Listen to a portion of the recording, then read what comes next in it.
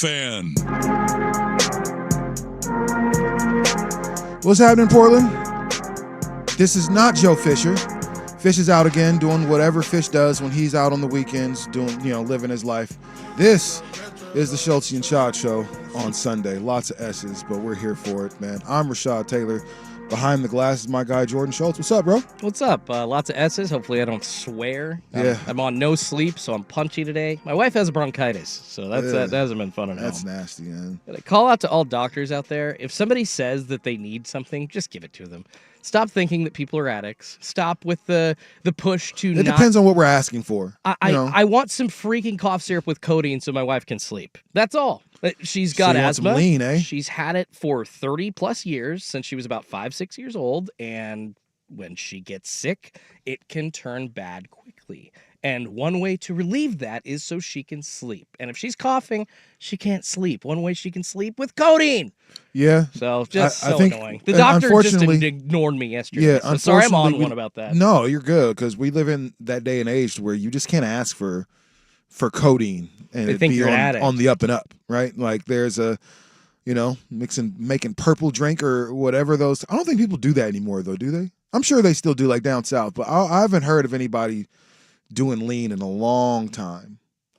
I mean, I feel like it was like before the pandemic that kind of got cracked down on. So maybe it was like, I don't know, in some people's opinions, like in another life, because we've all lived 7 lifetimes since the pandemic. So it's been a while, but I think it was 2018, 2019 or so. That's the craziest, like, quote unquote, like it wasn't recreational. Well, I guess they were using it recreationally, but that was the craziest thing ever. People were really just drinking cough syrup and Sprite. That's so and stupid. like that was taking it to the party and selling it for an S-ton. You know what I mean? And not only that, but then started whole lines of styrofoam cups, because it was like the cool thing to double cup your styrofoam like cup with your brand logo on it. Yeah. And you drink lean, and it was like, you're all ridiculous. And they ruined it for everybody. So thank you.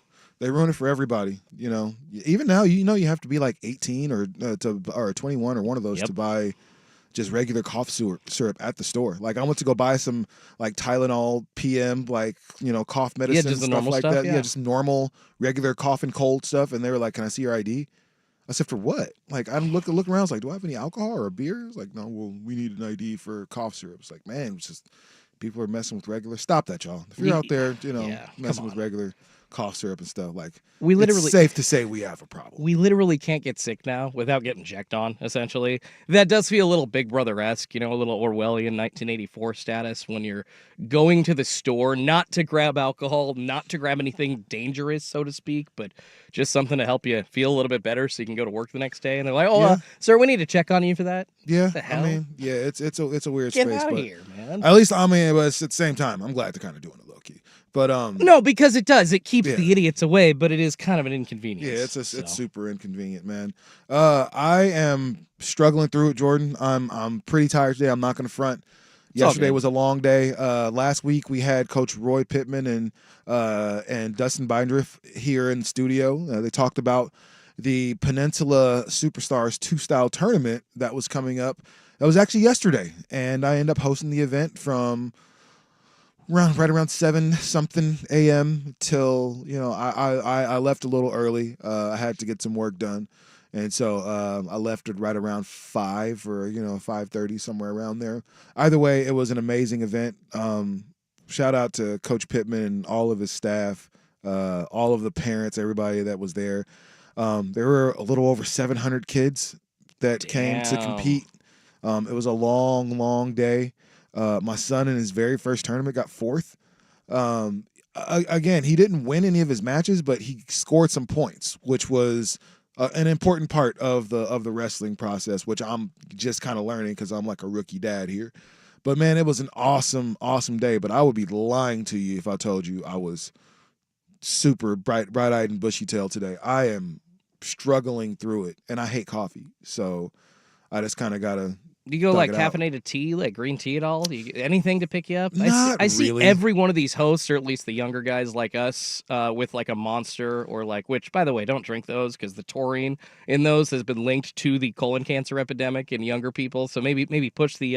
It's not like it's not like this is healthy Yeah, I was either. gonna What say, I'm I was just drinking, about to say, man. but you it ain't got a connected to colon cancer. So tall caramel frappuccino with it's the just extra coffee. shot of. No, it's just coffee. Yeah. There's no caramel in it. No, Just yeah, coffee. no. I'm not a coffee dude. I'm definitely not a. Joe always has a Monster, but now it's like I think he's on the Mountain Dew kind of. Joe's a bro, so I'm not super golfer. surprised. Yeah, Golfer he's a bro. golfer. Yeah, he's a golfer, bro. Love Joe. So I think the taste of energy drinks are disgusting. Yeah, Ew, I like who Red wants Bull. that? And honestly, Yuck. I'll have a Monster if I can't get a Red Bull, but that's only when I'm drinking vodka at the bar. Yuck. Like there's a rare time other than that where I might be sipping a Red Bull, but I think that rare time is like when I can find nothing else. So No, I've never understood I mean, I get it, but things like energy drinks, and I'm not a big caffeine dude anyway. So no, I just kind of thug it out with water. Maybe a Gatorade Zero if I'm feeling spicy. love in me the some morning. Gatorade. But Glacier Freeze. outside, I mean, so my favorite flavor, and Okay, I think clutch. it's a goated flavor, but What is the nobody, flavor? and it's fierce melon. Oh, the is that the teal one? It's like an orangish red. Yeah, it's kind of like closer to orange or something like that. Yeah, Almost looks yeah. like It's like an peach. orange. Yeah, it's clutch, and it is delicious. One of the best Gatorade flavors, but now I can't be on those, so I got to drink stuff with zero sugar. Oh which yeah, which you at gotta- first sucks. Like it's stupid. Just whenever you have to go like no sugar, zero sugar, like whatever. Like it sucks at first, and then it's like I couldn't drink a regular soda if I wanted to. Now It's so sweet. I mean, it is. Once you stop, it's pretty hard to. But like, so can you do this stuff like with stevia or like the not the Sure. alternative like sweet and low, but like real Sure, alternative real to sugar? like monk fruit and stuff. Yeah, like that. exactly, yeah. Of course. Okay. But and even Monk still, fruit. like that's not bad. That can tend to be a little sweet too if you use too much of it and stuff. So Oh yeah, yeah, no, like it's a nice balance. But had maple syrup like sweetened cookies, and it's it can be sweet. it's super crazy. Like I end up craving stuff that people shouldn't crave. Like, oh man, I'd love a whole bag of grapes right now. Like what? Like it's dumb. That's not bad at all. It's not bad, but it's like, man, I would Grapes are never sit amazing. down. I'm like, oh man, you know what I could use right now? About 50 or 60 grapes. White grapes or purple grapes.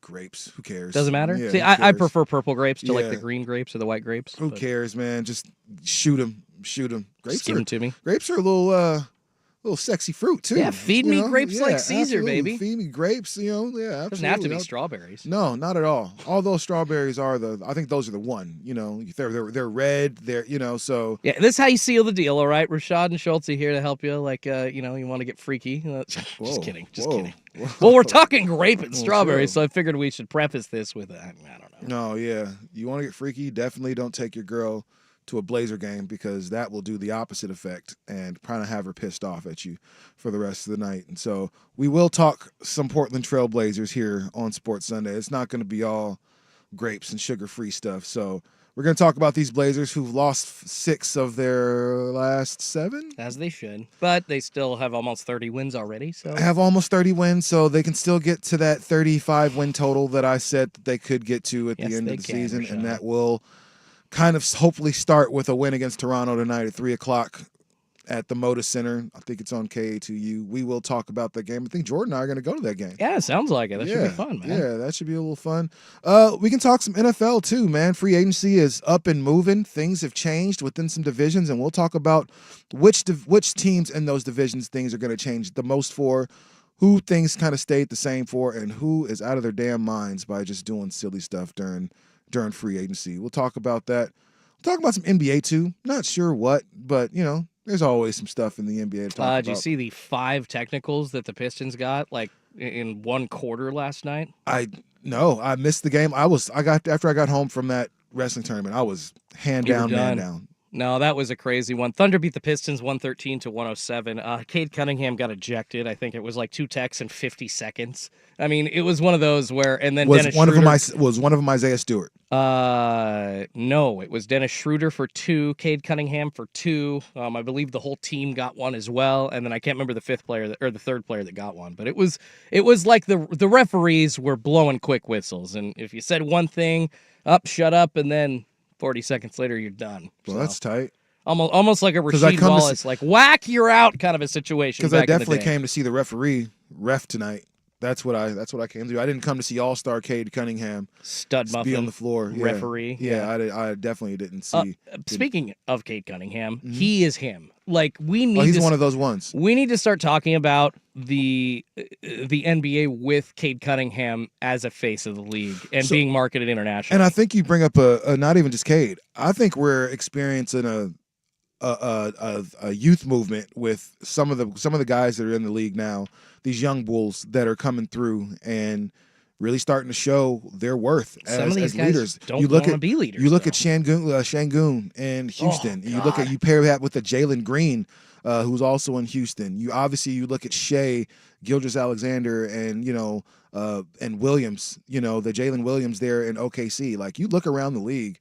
It's the old guys at this point, with the exception of LeBron, that are, at the bottom of the standings, right? And with, as the Warriors are kind of struggling, not struggling. They're definitely better now with that Jimmy Butler is there. But for a while, they were hovering right there around, 9-10, somewhere towards the bottom of the Western Conference, towards the bottom of the play-in, and now they're doing their thing. But for a while, up until they got saved by all-time great players in Luka and Jimmy Butler, like the Lakers and the Warriors were kind of floundering, a little bit.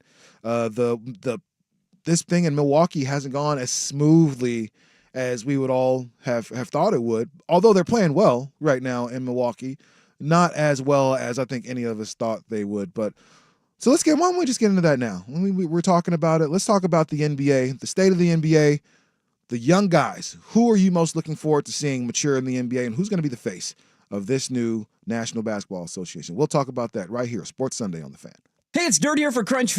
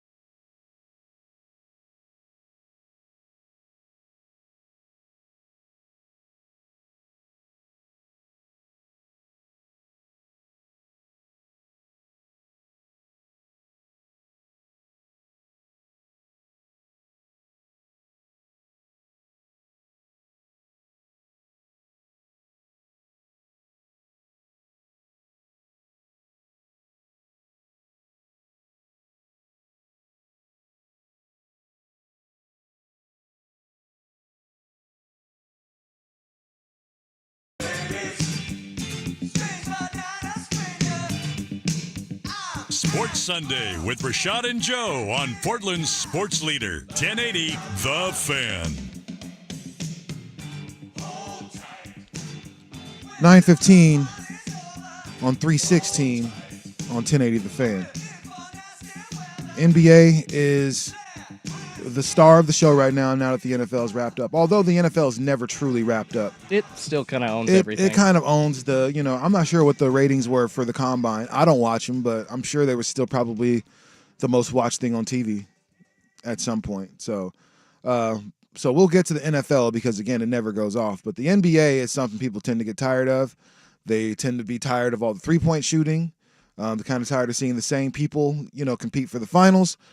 But hopefully we're experiencing kind of a change of the guard because these new guys in the NBA, some of them come to play. And I think it's only a matter of time that we have Steph and we have LeBron and we have obviously these, all-time great players in the league. But people always talk about the face of the NBA, who's going to be the face of the NBA.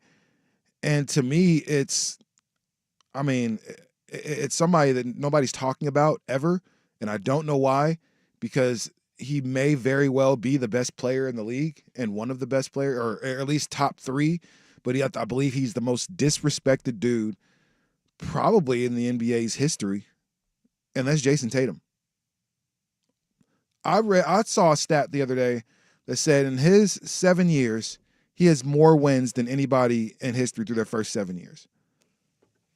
That's insane. Pretty inarguable right there. That means he's been really one of the top seeds in the conference every year since he started. He was in the playoffs as a rookie. Remember when he smashed on LeBron in that series against Cleveland? Oh, he's been one of those players. So as soon as you got into the league, it was essentially kind of like a Damian Lillard situation where okay, it's clicking. You know that he's going to be something. I don't think you saw him.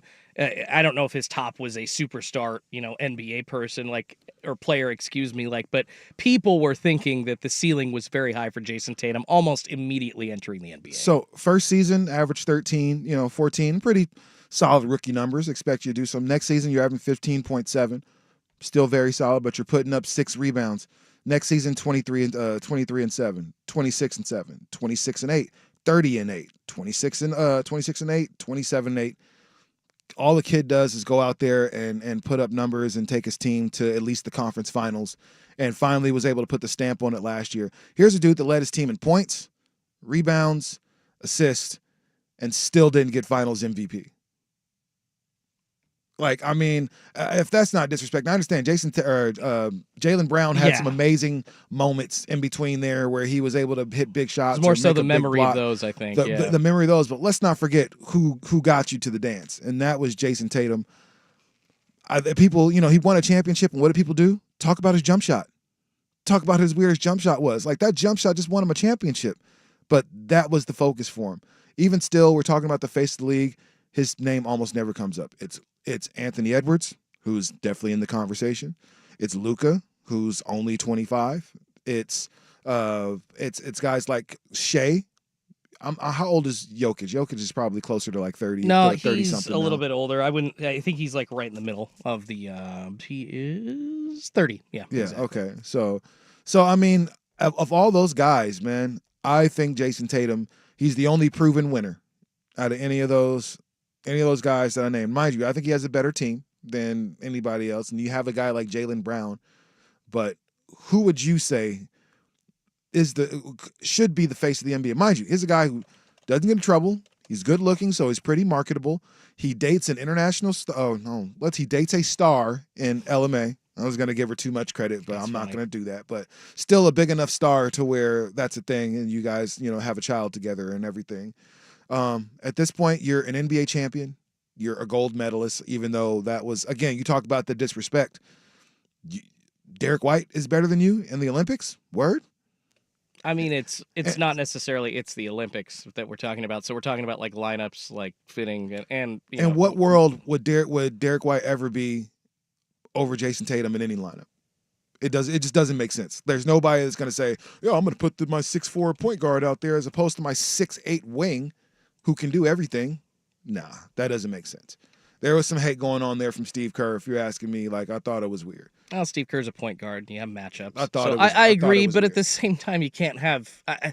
I don't know. With the international style of game, I don't think Steve Kerr thought it was great to have. What was Tyrese Halliburton? What was the excuse for Tyrese Halliburton? He was also a point guard, and he was a 6'8". He's a 6'5" point guard. Still not a wing. So. You know, matches up a little bit better. I don't know if the rest of the international basketball world is as positionless as the NBA is. I think we're definitely we can go 5 guys of any height in the NBA now. There's really no true center to point guard unless you're like a Damian Lillard or Drew Holiday or Chris Paul. But yeah, I don't know. I'll defend Steve Kerr a little bit on this, but I hear your point. Yeah, and at 6'8", 210, man, you can be 2, 3, 4 depending on who you're playing against. So I thought that was weird. But either way, Jason Tatum is the guy for me. I'm curious if Jordan. I'm sure you disagree, but. I disagree. Only just it's not because Jason Tatum is amazing, but I just saw Cade Cunningham less than a couple of weeks ago, and as I said to start the show, the words that were uttered out of my mouth when I saw him up close, he is him.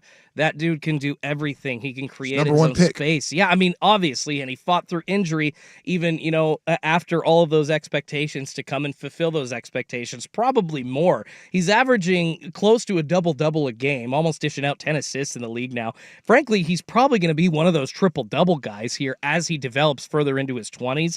Like I said, and what I am most impressed with, because I feel like the other things that we saw from him in college, like we knew that he could pass, we knew that he was a hard-nosed player, but what we really didn't know was that he could score on this clip at an NBA level, and he absolutely can. He can create his own jumper. He can play the two-man game. He's great off the pick and roll. Get to the bucket. Exactly. 3-pointers with guys right in your face. I saw him in a couple of those. I think he went off for 28 in Portland against, a pretty young, excited Portland team that night with Toumani Camara having a big dunk. Like it was a close game for a while. So I do think that just because I've seen him, Cade Cunningham is my guy as a pick as to why I would say that he's just the most talented young guy, and I don't know that he doesn't want it. Anthony Edwards, I've heard, I'm not necessarily like the guy. Nobody told me that like I was like the person that was supposed to lead the NBA is what we've been hearing from Anthony Edwards lately, that's going to be leading, these young players in marketing and international media and stuff like that. And it's like, Ant, do you not understand like how you rose to prominence in the playoffs last year? It's frustrating when we get these young superstars that we can market a game around, like Mike Trout, for instance, like Anthony Edwards, and they have this in common. They don't want to be superstars, apparently, which is so frustrating. Because I think they don't want the attention. Like Mike Trout is one of those guys. I don't know if I've ever heard Mike Trout speak. You know what I mean? Like he's that kind of he's that to himself, and he's that kind of an introvert. You make $40 million a year. You're gonna get the attention. Yeah, and I think some guys just want to play. Like Kevin Durant is one of those dudes that he was the face of the league, but he didn't really like it.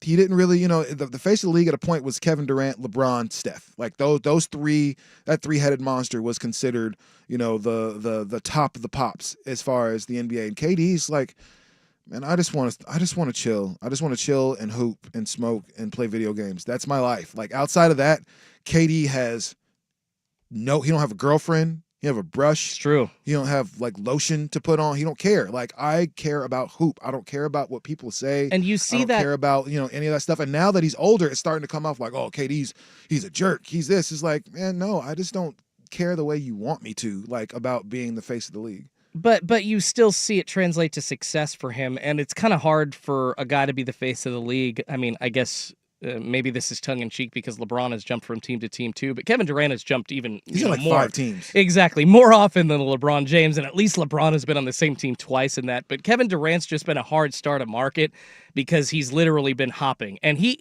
to his credit, that ability to kind of hunker down and focus on nothing but basketball has allowed him to be a really good team player. He can work with anybody. He's a great leader, and he can, I mean, seriously, Rashad, if you could show up and host a radio show with anybody, program directors in this business would value you. And that's why Kevin Durant still has value in the NBA and probably past, way past his prime, he will continue to have value. And he can shoot.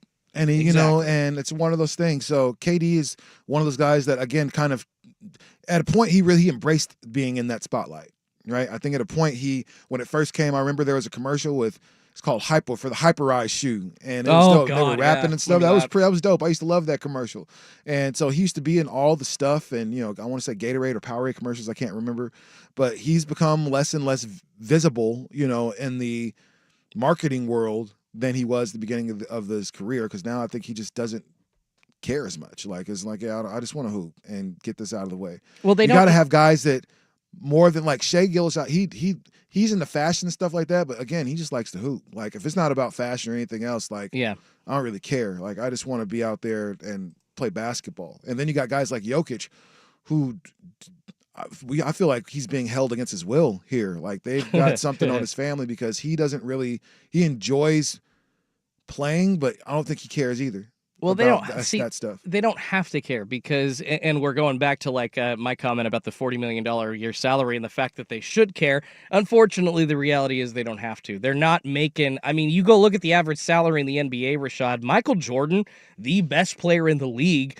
I think it was special for him to get like a $20 million a year contract at one point from the Bulls, right? But before that, the best players are making $6, $7, $10 million a year, right? That's life-changing money, but and that was also actually not handed out nearly as often as it is now at the top of the NBA. But that's also, so guys are finding that success fewer and farther between in contracts with teams. So you necessarily, or you're not necessarily like happy sometimes that you got to go out and earn more money, but like you can, and by being a superstar in the league, that obviously gives you unlimited earning power. So and I think some dudes just don't. Guys in the 90s were more willing to do that. I think there are a lot of dudes that it sounds weird, and I know they care about money, but some of them don't. Like the money that they're getting is like, this is obviously life-changing money. Like I can hoop. Like I don't care about making extra. There's so many superstars that probably should have more commercials and more all these things, but some I don't. That doesn't matter, to me. And I'm sure if you ask a lot of players would they like to be considered a superstar, yeah. If you've been on the, second fiddle for so long, then yeah, of course I would like to be in that spotlight until you're there and at a point you're like, yeah, I don't want to do this anymore. I don't want to be here anymore. I don't want to do these early morning shoots and these late night things during the off season. I'm not with it. Not everybody can be Kobe. It's a job. It's a job. You have to be on. You can't. I was watching this thing about Kobe the other on Max, which wasn't awesome, but it was okay. It's something to watch. Yeah, but I mean, Kobe just he created this image for himself that he was squeaky clean and didn't care about anything else but with sports and everything, and we found out that wasn't necessarily true. And when we found out more about Kobe, it was like, oh shoot, like, and things got real invasive. I don't think if that would have been any other star or any other player in the NBA, do you think it would have got that attention that it did? Of course not. But the fact is, it was Kobe with this great image and everything. As soon as he got in trouble, it was Rap City. So I think a lot of players are seeing that, especially in this age of social media and how they do their athletes, how they do their superstars. Yeah, I don't want to be that. Anthony Edwards is in the news right now for not wanting to be father to his, kid. Like, of course, the lady is a whatever you want to call it, whatever, but you didn't use a condom. It's like, bro, be smart. It's 2025, man. Who's not using rubbers? Like, I mean, I gave Anthony Simons the same crap for it's like, bro, you literally entered the honeypot with Brandon Ingram. You decided to go sleep with the same woman that has already done this to another NBA player. What the hell are you doing? Outnumber are you stupid? So much. Much. I get it. We're all ruled by down here and not up here, but stop for 5 seconds. Just use a condom, bro. Come on. Just use a condom. It is God. And then you hear these headlines, and maybe it's not a great thing that Anthony Edwards would be the face of the NBA because trying to deny a kid. I mean, we all not denying, saying I'll pay child support, but I don't want no relationship. No, you are. That is kid. still denying. That is denying the kid. I'll acknowledge your that it's mine. That's bullshit. I'm what a terrible person you are. That, so no, I don't need my time taken up by being a dad. And it's going to take a lot of crap for that for a long time. So I think he still can be the face because a lot of people just don't care about that, and they think this young lady is a jump off. Well, of course she is. Whatever. I mean, and that it takes two to tango. That may very well be true, but both people can be stupid, Rashad, not just one. No, right? You're absolutely right. You're absolutely right. So, and I'm not smart either. You're talking to somebody that's made some dumb decisions in his life, okay? But not that dumb. Hey, I mean, so he's still young though. He's only a kid, so he's still got some time. He's only a multi-millionaire kid. Yeah, hey man, it happens. I mean, that's what happens when you're good at basketball and football. When you're 17, you're going to be a multi-millionaire. So, but Cade, that's my vote. Yeah. You say Tatum, I say Cade. I think either. I mean, frankly, if the NBA were like billing like a Cade versus Jason Tatum 3-point contest or some kind of one-on-one, at the All-Star game, I'd be down. Yeah, like nice. screw teams. Let's playing just do each other one-on-one. at the All-Star game. Seriously, Let's why just not do have a one-on-one. one-on-one tournament Yeah. of the I think I just solved the All-Star game. You might Let's have a one-on-one tournament of the best players They in the wouldn't do league that. against They each wouldn't do other. that. That's stupid. They wouldn't do and, that. And yeah, you're right, because they already make too much money. There's no They'd be amount of money that exposed. would make them do it. They'd You're be right, they would exposed. be exposed. They'd be exposed. Damn, that would be one-on-one. so.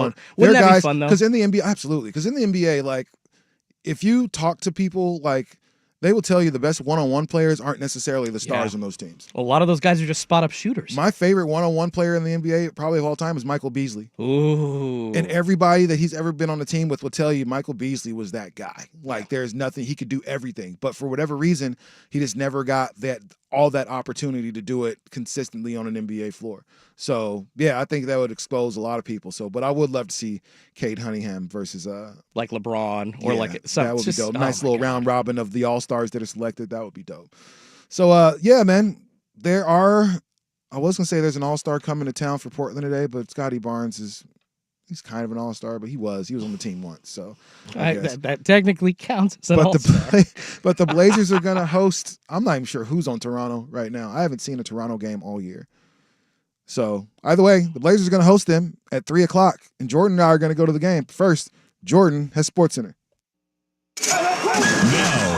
Now, from the George McCoy at Warren Allen Sports Desk, a Sports Center update on 1080 The Fan.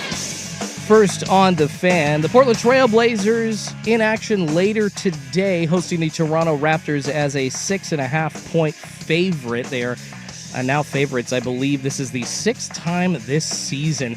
A couple of game time decisions for Portland. Robert Williams III and Anthony Simons. Jabari Walker out tonight, as well as DeAndre Ayton. Tip-off for that one set Shocker. for 3 p.m. I know, they're sitting some guys, right? Shocking indeed. But Matisse Thybulle's back, so good news there. On to the NFL. The Minnesota Vikings traded for Jordan Mason from the San Francisco 49ers. The Niners getting a 2026 6th-round pick, and they're going to swap picks with the Vikings in the 6th round this year. San Francisco is getting 160 in the draft. Minnesota is going to get 187. And after that, the Vikings signed Mason to a 2-year, $7 million fully guaranteed contract. And on to golf in the Players' Championship. You got Akshay Bhatia and Rory McIlroy sitting atop the leaderboard right now, both sitting at 3 under and 11 under total for their total scores through 9 so far today. JJ Spawn at 10 under. Tom Hoge, he is at 9 under. Danny Walker through 9 holes, he is at 8 under so far. More sports scores and stories in 30 minutes. I'm Schultze from the George McCoy at Warren Allen Sports Desk. Hurt and missing work? Insurance companies acting like jerks? Don't call your mom. Call George McCoy at warrenallen.com. Tired of getting dinged by subscriptions? We won't send you a bill. Portland's sports leader, 1080 The Fan.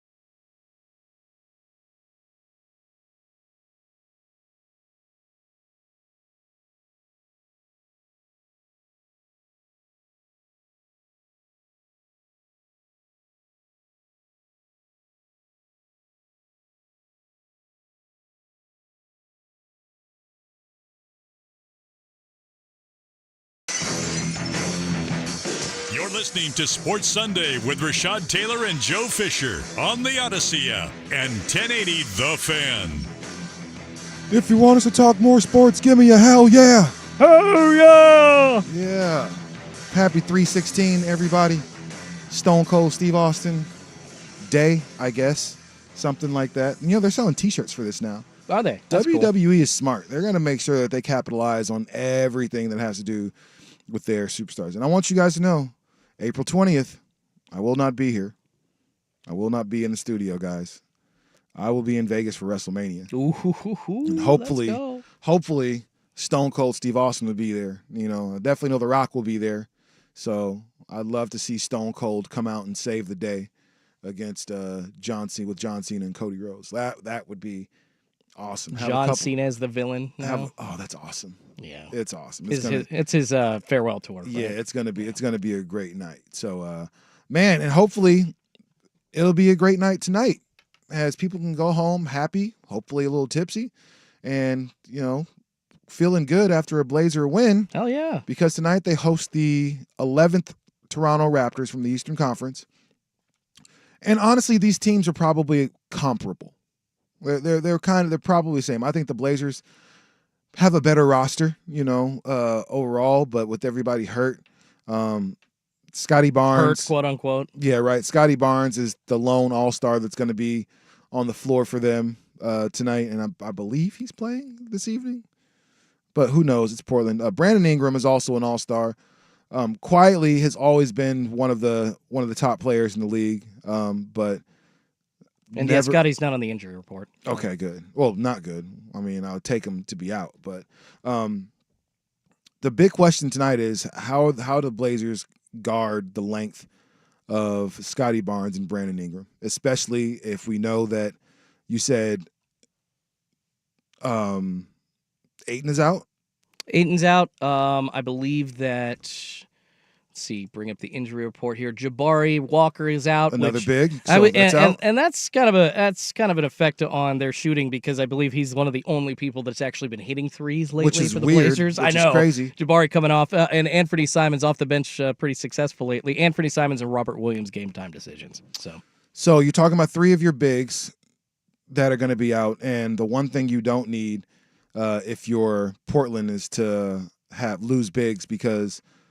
Honestly, Scotty Barnes he's an unorthodox player, but at the 4 he can do everything. He can shoot, he can dribble past you, can finish over the top of you. Like he's that good, at this point. And so it doesn't look like, I'm not seeing anything about so we'll see. I don't know. Like I think the Blazers have a great opportunity to kind of right the ship. Things have not been going well for them. Losers of 6 of their last 7.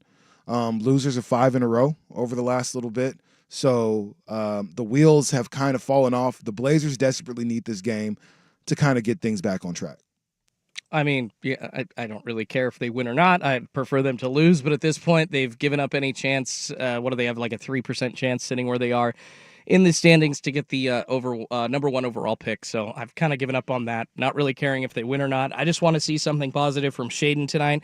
Might see Chris Boucher, because the Toronto Raptors are so injured that the former Duck probably he's been getting in all season for Toronto, probably going to get some minutes here in Oregon for any of you Ducky fans. So that's a reason to go tonight, I guess. But if Ant's not playing, you want Scoot to get 40 minutes. You want Donovan Clingan to get in there. You want to see the core of this young Blazers team. And essentially that's what I want out of tonight's game. I don't care if it's a win or a loss. I want to see how Shaedon, Donovan, and Scoot gel. I want to see if Chris Murray can actually do anything, because that was the 23rd overall pick in the draft, and look at what he's done so far. Pretty empty. Trash. He's not his brother. Yeah, no, he's not. He's had 1 or 2 good games in his career. Everybody said he was a shooter just like his brother. We ain't seeing it. So I hope that we can see something from him, but beyond that, like I said, just the core of young guys. Denny Avdia, of course, he had another great game last week or a couple of games ago for Portland. He's just inconsistent.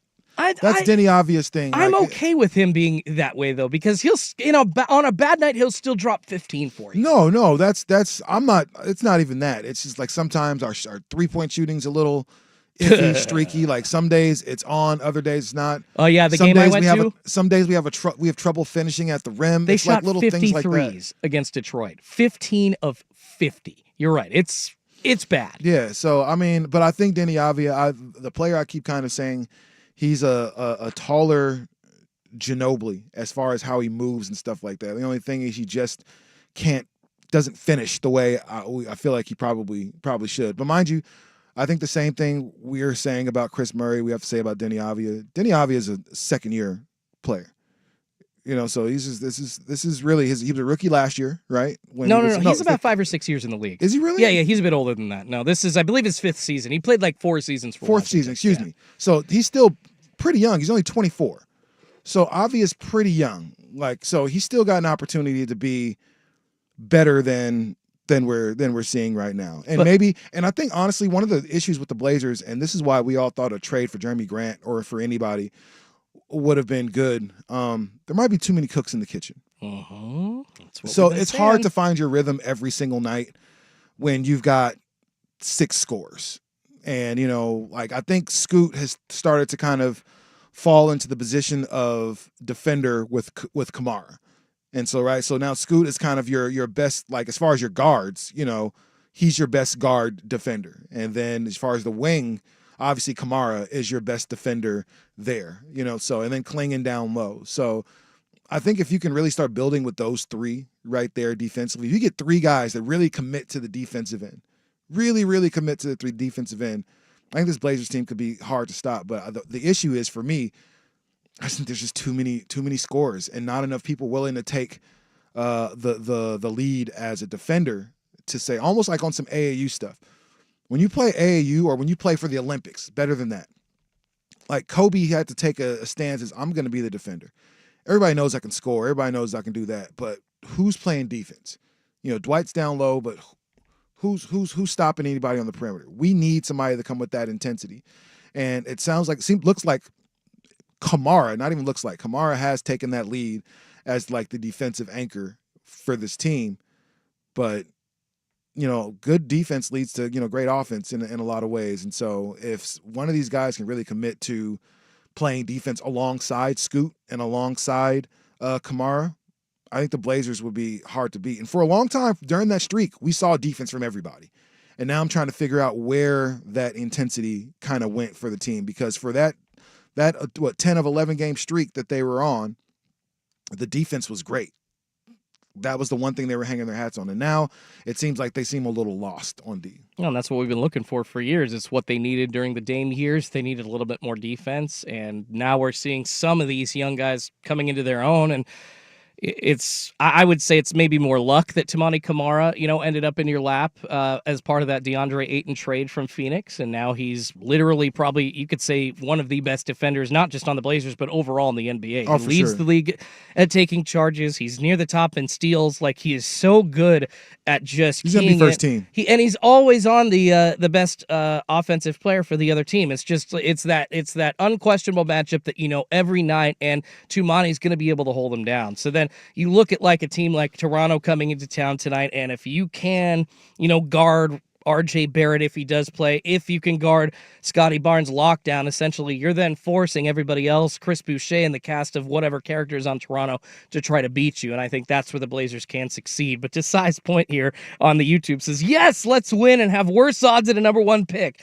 F logic and common sense. I'm with you, Sai. It is. I know there's only 19 or so games left this year, but it is imperative that the Blazers still go for the best chance at the number 1 pick they can. So yeah, don't win tonight, please. Just don't. Listen, I'm not going to act like I don't hear you. I mean, then we end up with the Chris Murrays of the world, brother. Like, sometimes they hit with Shaden, but like, the building in the draft is a necessity to Portland's success, but you can't build a number 3 team in the Western Conference with 15th overall picks. You just can't do it. Well, I mean, depends on who that 15th pick ends up being. A lot of times that number 1 pick, number 2 pick, it's not the surefire, I guess the surefire thing that you're looking for sometimes. Sometimes it don't be like that. It's not a sure thing. But sometimes you end up getting a Giannis at 15. You end up getting a Devin Booker at 14. You end up walking away with the CJ McCollum at 11. Like, I mean, so these guys are out there, like deeper in the lottery. So not say that it can't happen, but there are lots of guys who've been drafted. You get a Kawhi late in the first round. Like these guys are definitely out there. And sometimes we don't know that they end up being Kawhi. We don't know that they're going to end up being Giannis. We have no idea. And that's kind of the crapshoot of the draft. It's the lottery. There's a reason we call it a lottery. Like it could be good. It could be bad. Portland just usually ends up with the Luke Babbitts of the world instead. And I think that's the thing. Like Luke Babbitt was supposed to be good. I guess he's a white kid out of Nevada. So white kids can hoop. What do you mean? What is Cooper Flag? He could shoot. Cooper Flag it's can like hoop. Every man. There's every white kid from Duke. Like how many of those have we seen that were supposed to come to the NBA and be great and they weren't? Not to say that he won't, but I'm just saying we don't know. Like every time the first round pick, these are supposed to be a sure shot, and it's not that sometimes. And that's just kind of the luck of the draw, I suppose. So we'll wrap up this Blazer session next, man. 3 p.m. tip-off against the Toronto Raptors. Our predictions on this game. Coming up next, we're going to wrap up the first hour right here, 1080 The Fan. You wouldn't know it, but most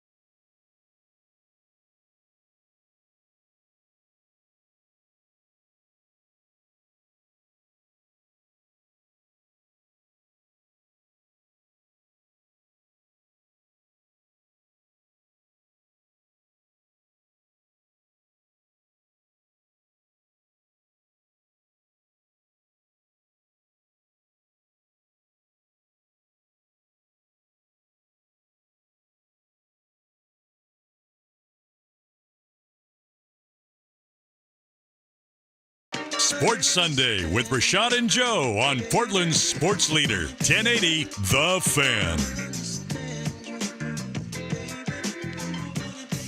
9:50 right here on The Fan. Blazers try to get things going tonight with the win against Toronto. Toronto's without most of their team, so it looks like they're playing a lot of guys from the G League. This should be a W for Portland. However, they are the Blazers. You don't want it to be. And, I'm at this point, I just want to know what their aim is. Tell us you're tanking for the season. If that's the case, it makes sense. Tell us you're going for it and you're trying to make the play in. Say something at this point. I think we're at this weird part of the season because the truth is, as bad as they're doing, they can still make the play in. They can. Like as bad as they are, they're not so far behind to where they can. 4.5 out? Still? Yeah, they can. Yikes. Yeah, I know that's crazy, right? But with 10 games left, some of those games are incredibly winnable. Some of them are gonna be a struggle. Toronto and Washington, those are two gimmies that you should get. although Washington eked out a win last night. Those are ones you should get. You probably should beat Atlanta. You probably should beat Toronto again. You should definitely beat San Antonio and Did you Utah. say probably should beat Atlanta? I don't know about that. I mean, Risache and Yeah. Trae Young. I don't know about that, man. I don't know. I love Trey. Trey is my guy. Again, one of those guys that one of the disrespected stars of the league. He is. But I think if they're really playing, then I think they can be better than Atlanta. At this point, should be a win against Chicago. Well, maybe, yeah, probably against Chicago. Definitely against San Antonio without everybody. Definitely against Utah. But like, It's what's like it all 6 for? wins. What is this all for? It What- depends. That depends. It depends on that's where I'm confused now. Like, what exactly are we doing? Like, at one point during the season when they were losing, straight up losing, it was clear to see what the plan was. Now it's you like were they've at least happy. It's like, okay, we Yeah. know what they're doing. now Yeah. it's like they're kind of winning, they're kind of losing, but then they kind of want to win. So now I'm just kind of confused about what exactly the plan is supposed to be, as far as, because if they're tanking at this point, they're at the point in the season with the schedule. Because I only mentioned the teams that I think they can beat. I didn't mention the teams that I think they were gonna. I don't think they're gonna beat Memphis, Denver, Boston, Cleveland. And they play Sack. a couple of those twice. Yeah, So they I played thought- Boston once. They play them one more time. Yeah, so I don't think they're going to beat the Lakers, although the Lakers are probably sitting everybody at the end of the season for that one. Depends. That's going to be the last game of the season. I don't think they'll sit everybody. But I just want to know what they're doing, and I know they can't come out and just say we're focused on the draft right now. Like, and that's all you have to say. Right now, we're just focused on finishing the season strong and focus on the draft. You say that lets me know that we're tanking. But if you're saying, yeah, we the playoffs is within reach. As soon as you mention the word playoffs, you're letting us know that this is something that we're fighting for. So now I'm just a little confused. Like, they're already sitting guys. We know Ayton's not going to play. He's probably going to be shut down for the rest of the season. Most likely. Just tell me what we're doing, man. Well, I think they. Otherwise, I won't waste my time going to these games. I think they risk sounding kind of stupid, Rashad, like they already did last summer. They kind of tried to hint at what maybe their plan was for the 24-25 season, and that's when you had the competing comments essentially by Joe Cronin, and then right after him, Chauncey Billups, in which Joe said, you know what, this is a rebuilding team. This is definitely a team that's starting to look at assets and try to give them some time to get better and build for the future. Right after that, Chauncey Billups follows up with, I think this is a young team that's full of a bunch of fighters and that they can actually make the playoffs. And we haven't heard anything as far like true stamp it in the ground statements from either Chauncey Billups or Joe Cronin. Obviously, Chauncey post-game is saying this team can fight. He believes this team is good, but you're asking about an organizational direction, and we haven't really heard that because I think they kind of made each other sound stupid last summer, and I wouldn't be surprised if whoever's giving advice on PR, whoever is telling the Blazers how to sound and what to say out on the mic, is saying, you know what, guys, that was pretty dumb. Let's just let the results, play out, and we'll let that speak for itself. We're Basically. going to sit everybody. We're going to sit you guys towards And the we're last not going to game. say anything about it until after the season because they already looked dumb. They look dumb right now because they won 11 in a row, 10 out of 11, 11 out of 12, wherever it was. They kept themselves out of that first overall pick, or at least a shot at, or a much bigger shot at it. So you just got to let it play out. They've already dug themselves a hole, Rashad, and I think speaking out about this more would dig a bigger hole. No, yeah, you're right. Like it's hasn't been handled well from Joe Cronin and the Blazers staff. We're again, I think we're all just kind of in the clouds right now, and I think that's why people are kind of off the Blazers. And my question is this: we're talking a lot about getting Cooper Flag. What happens if we don't? I mean, there's still great players. That's the thing. In the draft. Right now, this whole thing that we're doing, this tanking, all this stuff. It's just in hopes of getting this one guy. This isn't a draft like last year's to me, where there was 3, 4, 5 guys coming out to where you're like, all right, between Wembanyama, between Scoot, between my man in Charlotte, LaMelo and Brandon Miller. Brandon Williams, but like, okay, like there's some guys here at the top and towards the middle of the draft who like this could be franchise altering. And so far, I think Scoot has been okay. I think Scoot's been good. I think given his position, given the number of guards that are on this team, but he's shown me in his little 25 minutes that if he were a starter, Scoot could be 18 points a game, a 9 assists or something like that. Some 2-3 steals. He's shown me that. I'm solid with Scoot like that.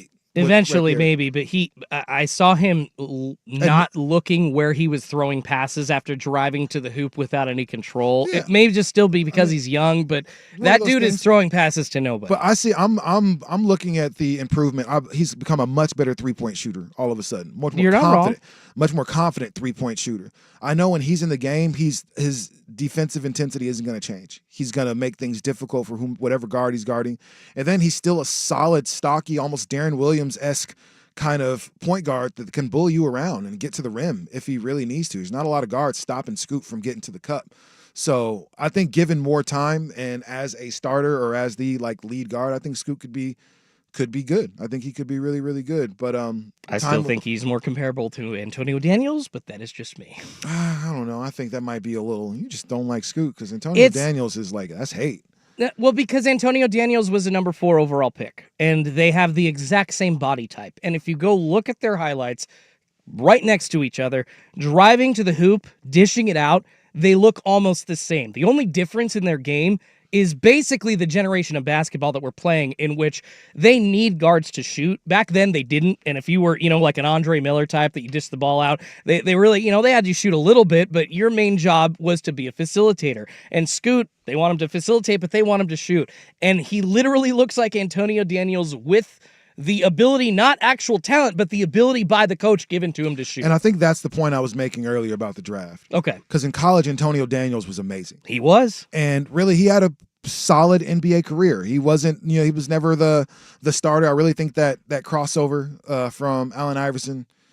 He was a serviceable backup point did that guard. for him. Yeah. But I think he had a solid career. But again, that's kind of my point about the draft. We don't know. We don't know what's going to translate. We thought Christian Laettner was going to be again, you're coming from all this winning at Duke. You're doing all the stuff. You're beating these same guys. And what happened? Your teammate Grant Hill was the star.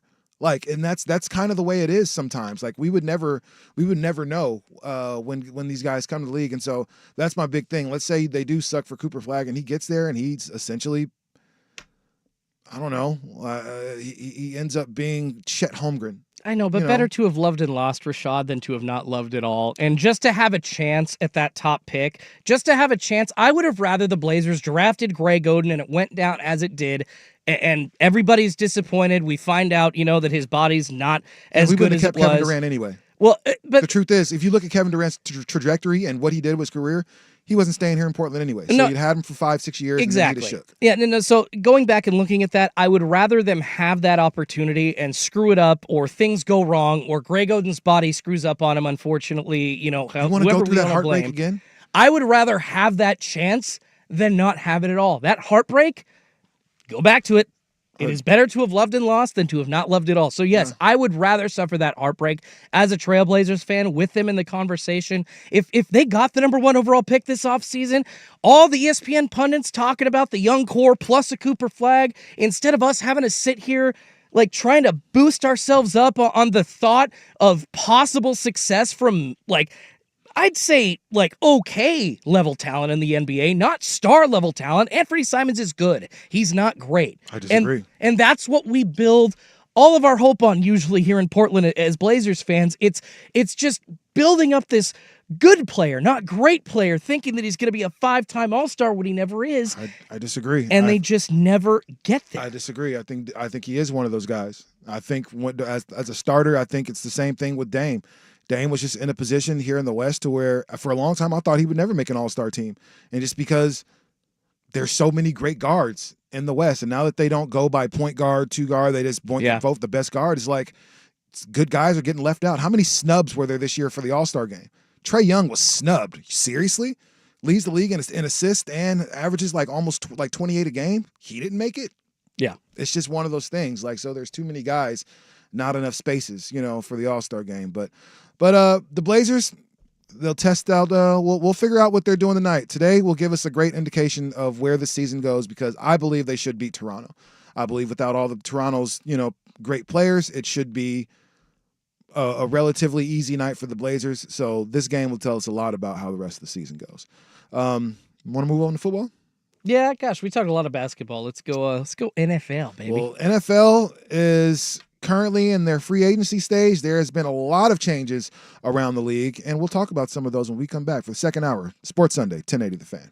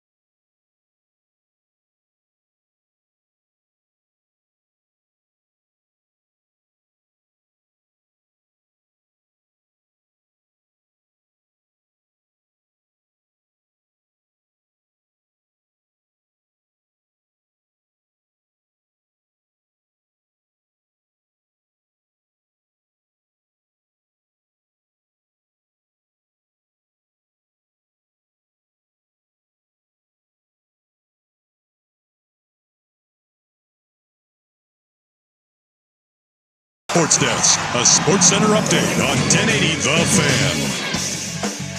First on The Fan, the Portland Trailblazers hosting the Toronto Raptors this afternoon at Moda Center. They're actually a 6.5-point favorite, but Jabari Walker and DeAndre Ayton are both out. Tip-off for that one set for 3 p.m. And on to the Players' Championship out of golf. Looks like Rory McIlroy and J.J. Spawn now sitting atop the leaderboard at 11 under. Tom Hoge, Akshay Bhatia, and Denny Walker all on their heels at 10 under. Looks like Hoge is the farthest along at 16. McIlroy and Spawn only through 10. Bhatia and Walker through 11 so far. And in the NFL, the Minnesota Vikings, they have traded for running back Jordan Mason from the San Francisco 49ers, swapping him for a 2026 6th-round pick as well as a pick swap in this year's draft. Minnesota then turned around to sign Mason to a 2-year, $7 million fully guaranteed deal. More sports scores and stories in 30 minutes. I'm Schultze for the George McCoy at Warren Allen Sports Desk. Hurt and missing work, insurance companies acting like jerks. Don't call your mom. Call George McCoy at warrenallen.com. The ultimate basketball party, Fan Madness, is back. March 20th and 21st at the Stadium Sports Bar at A&A Sportsbook. More info at 1080thefan.com.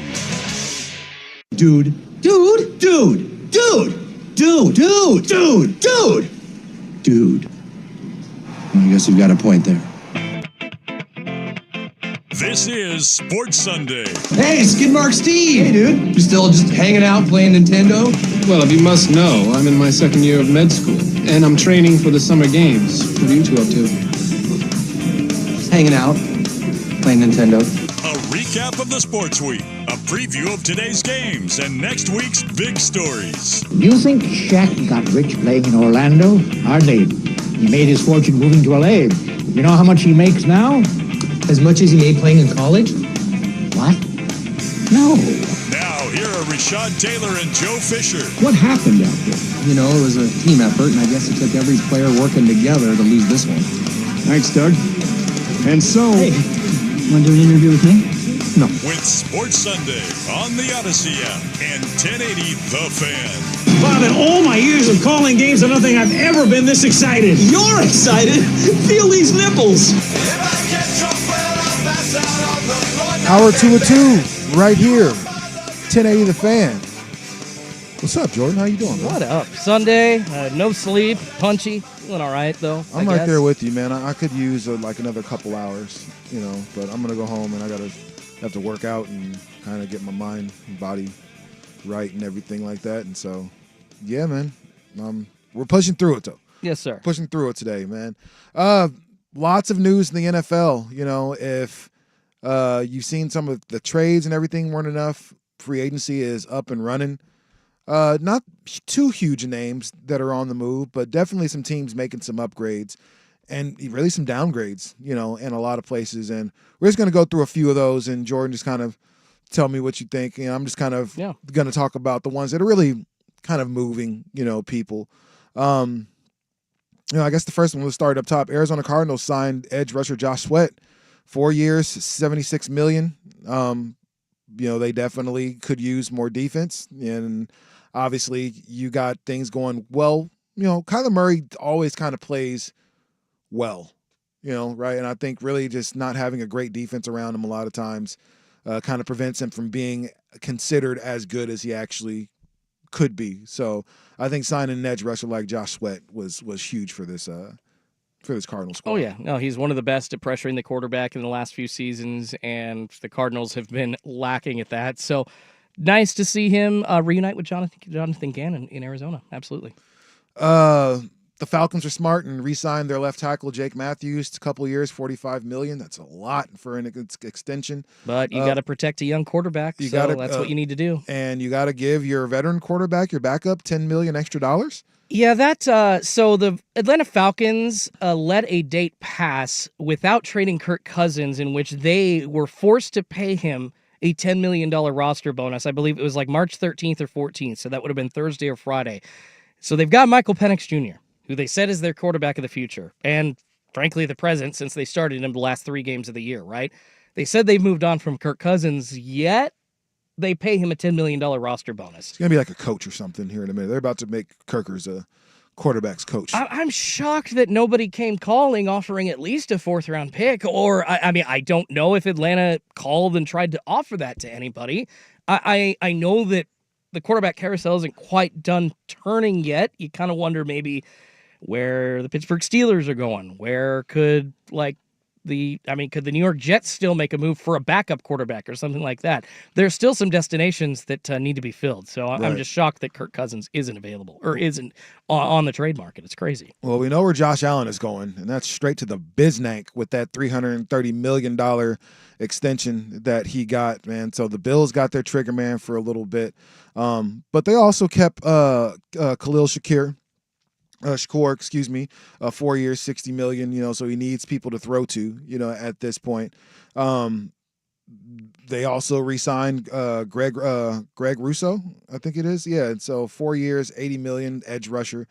A lot of things went well for this Bills team. It looks like they're going to come back and kind of reload, because they did ask Josh Palmer, receiver, for a little over $30 million and stuff like that. So they're, I think they're going to be the Bills. They're going to be competitive. Yeah. They're going to be exactly what we kind of think they are, just because they still have Josh Allen, and barring, and I'm knocking on faux wood here, barring some type of injury, I don't expect the Bills to let go of that AFC East. No, they have a nice addition as well that they made this last week in Joey Bosa. Joey so Bosa another was edge big for rusher a coming year. in. And it's essentially in the AFC, you're trying to unseat Kansas City, and Buffalo has been close to doing so. They've been right there. Should've Josh this Allen year, coming but off. Yeah, exactly. They whatever. probably should have Josh Allen coming off of an MVP season.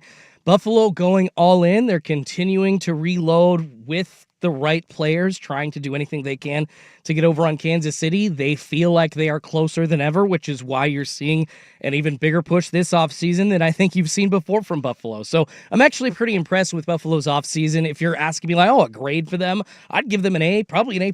Yeah, no, and it's not over yet. There's still some pieces out there that they can potentially add. For Carolina, they went ahead and went with defense. J.C. Horn, 4 years, $100 million. They're really looking at keeping defense. They also re-signed Michael Jackson for 2 years, $14 million. They kept Andy Dalton though as well. So they know who their quarterback is going to be moving forward. I don't really expect much from Carolina, and I think they have to make some more huge moves in free agency, and make a big splash in the draft for them to be able to kind of take that next step as a legit franchise. Yeah, Carolina was one of the worst defensive teams in the league last year, so they want to get better quickly, and obviously one way to do so is by signing an impact corner like Horn. And then yesterday, they signed a kid, Chaddinson Mountains, offensive tackle, 4 years, $95 million, so they got more help for Bryce Young. So it seems to be actually like good moves coming out of Carolina, which I'm not going to lie, I'm kind of shocked. Like, I'm talking about the right moves for the Panthers. This is weird. Is Bryce Young going to be the guy as they move forward I there? mean, they're going to look at him as that, yeah, because he actually had success under Canales last season. There seemed to be some growth. I can't remember who their offensive coordinator is, but hey, the short guy settled in, and he was making some good throws to end the season. I'm looking like a terrible NFL prognosticator here.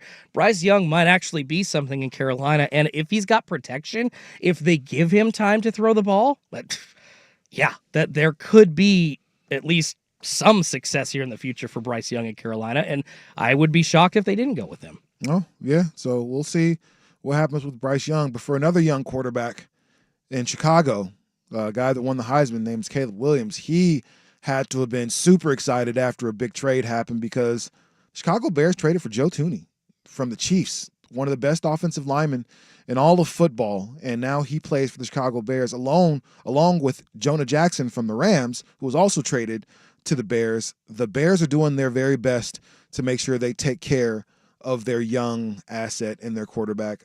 I think it's always great when you go veteran offensive linemen. I think veteran offensive linemen know better how to prepare. There's no learning curve there for a lot of them, as opposed to taking offensive linemen out of the draft, which I kind of wish the Patriots would have went ahead and just, signed some offensive linemen, as opposed to, I think we're going to take a chance in the first round that the fourth pick with an offensive lineman, which I'm not crazy about, but I also understand. But if you can get a couple veterans to come in and protect your young quarterback, I think that's a huge W. Absolutely. Another good move. It seems like there are a lot of moves actually being made correctly by teams this offseason. Yeah. So people are getting smarter. One of the ones that's not as, I don't know if it's as correct as you might think, but the Cincinnati Bengals retained T. Higgins.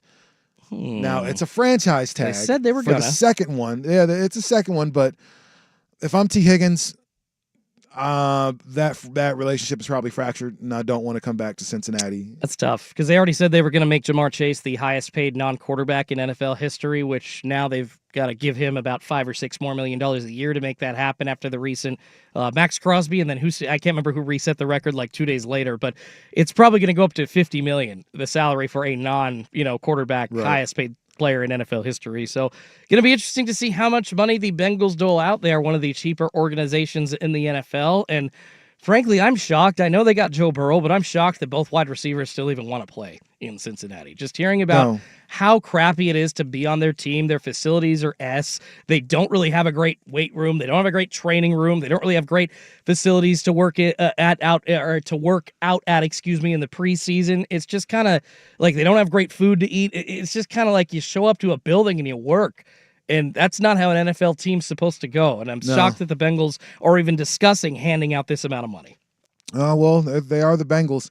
A couple more here before we get ready to break. Kenny Pickett traded to Cleveland from the Eagles. He may be the Browns' starting quarterback as they move forward if they don't go young quarterback, which I'm pretty sure they will go Cam Ward in the draft. They also obviously re-signed Myles Garrett to that big $160 million deal worth 4 years.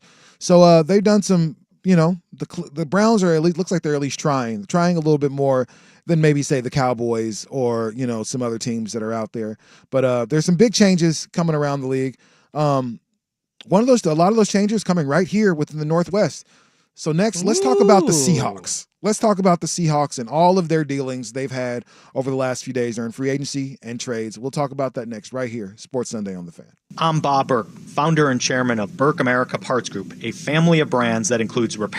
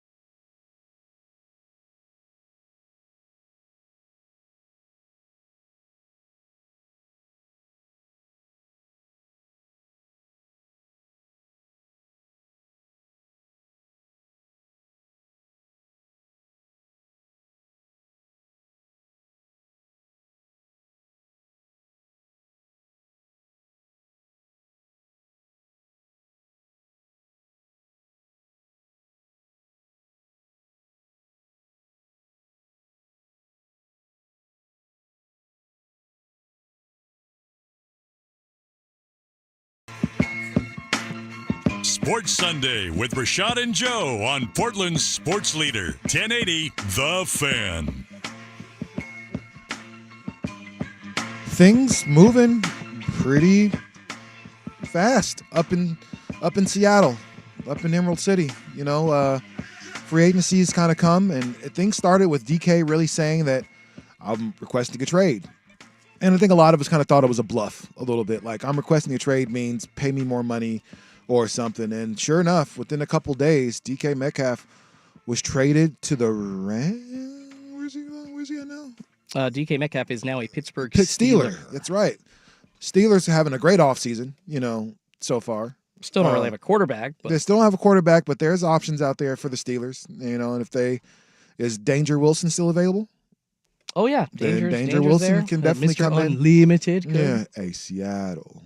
Yeah. God. So, but Seattle is making moves. I'm not sure, and mind you, I'm not a Seahawks fan, so I can't tell you whether they feel like these are good or bad moves right now. But the first move was something that I think none of us saw coming, and that was them paying Sam Darnold more money than I think any of us thought that he'd get. I think we were kind of talking on the show once before, and we said Sam Darnold probably it'd be a shock if he got more than $50 million, and the Seahawks said, "Shoot, we'll give you 100.3 3 seasons, yeah." Over 3 seasons, and so Sam Darnold is now the trigger man for the Seattle Seahawks right now, kind of taking over, officially ending the Geno Smith era in Seattle. I think Sam Darnold finally had the year that we thought he would have when he was at USC. When he was there, I think he was a sure shot as a quarterback, and then he got to the league and he struggled a little bit, and he couldn't really get his footing underneath him, and he just kind of floundered. And then all of a sudden he had this resurrection of sorts in Minnesota, and people think Sam Darnold is worth the money. Well, now the Seahawks have paid him handsomely for the next 3 years to be their guy.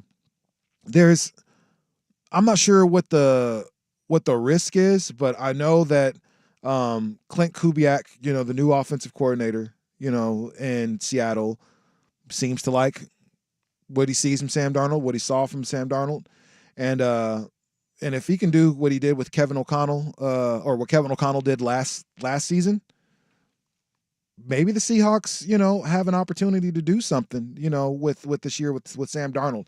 I'm gonna hold off on judgment yet because it's only been one great season for Sam Darnold before he's, kind of gotten this big bag.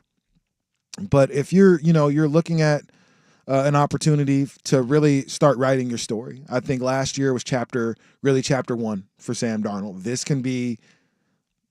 We'll get a chance to figure out exactly who you are as a player and as a quarterback, really, I think, within the first year here at Seattle. I agree, and it's definitely a point of transition for Seattle, but I think the Seahawks fans still see that the team is trying to win now. This isn't necessarily a rebuild that they're doing, that they have basically changed up their entire offense. It's been kind of a set cast of characters for the past few years. So I think it's really hard for Seattle fans to get past the fact that DK Metcalf, Tyler Lockett. You lost some iconic players from Seattle. It reminds me of 10 years ago when the guys like Bobby Wagner and Richard Sherman started leaving the Seahawks, and you just started to feel like, well, that great team is starting to break up, and Seahawks fans were upset but can't do anything about it. And nostalgia always rules. I get that. But in this point of transition, you're accomplishing a couple of things. You're getting a little bit younger at the quarterback position. Mm-hmm. You're paying him near what you would have paid Geno Smith, and you're also getting a little bit cheaper at wide receiver. I know Marquez Valdes-Scantling and Cooper Kupp are making significantly less money than Tyler Lockett and DK Metcalf are. DK, we saw his deal, 5 years, $150, and then I can't remember who has signed Lockett or where he's signed yet or if he has, but both of those guys, even before they were looked at as options for other team, were going to be in the top 5% of NFL salary for wide receivers, right? The Seahawks knew that they were going to have to pay these guys out. So they're like, you know what?